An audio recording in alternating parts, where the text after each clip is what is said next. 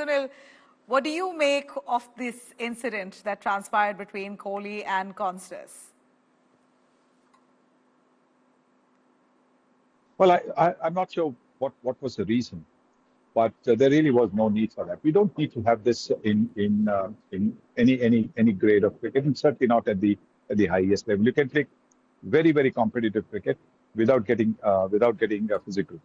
So, and also I think we all want to remember Kohli as one of the greatest cricketers ever in the game, and not as somebody who was fined, whatever it is, or censured by the ICC. We don't want to hear that, and so maybe he will learn. Hopefully, he'll learn from that, and not want to repeat this again. I think competitiveness is absolutely inbuilt in him. We've always seen that how he celebrates every wicket taken, every catch, every good fielding by his teammates.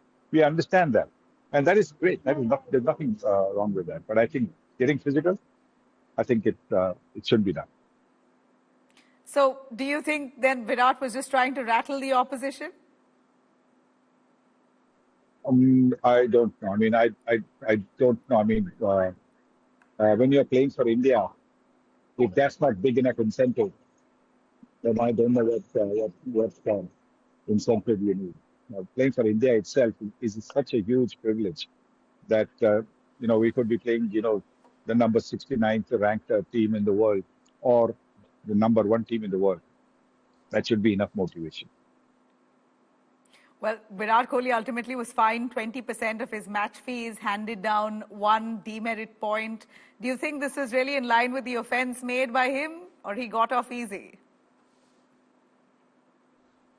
It doesn't matter whether it commensurates or not. I just hope that he learns from that.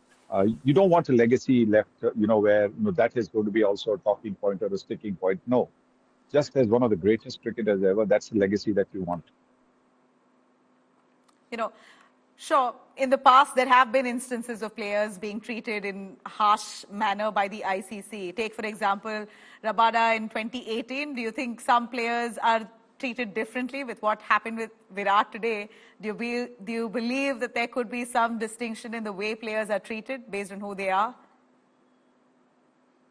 Well, that's the question that should be asked of the match referee then, but that's not something that I can answer, because I don't know the reason for 20%. I think it is in the rules. As far as my understanding goes, it's actually there in the rules.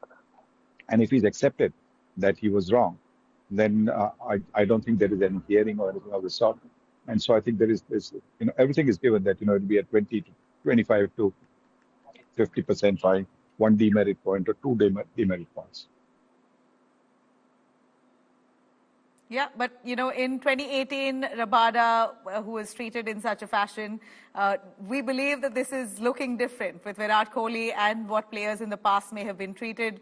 Also, your thoughts on India's starting 11?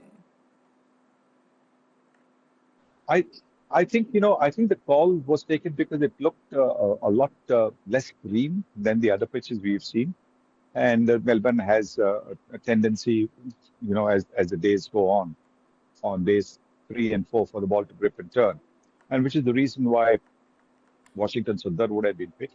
Also because he's very handy down the order as a batter. So that's the reason why they would have picked him and had 3 quick bowlers plus Nitish Reddy as the 4th seamer. All right. Now, I also want you to weigh in on the decision to drop Shubman Gill. You think it had to do with his poor form of late?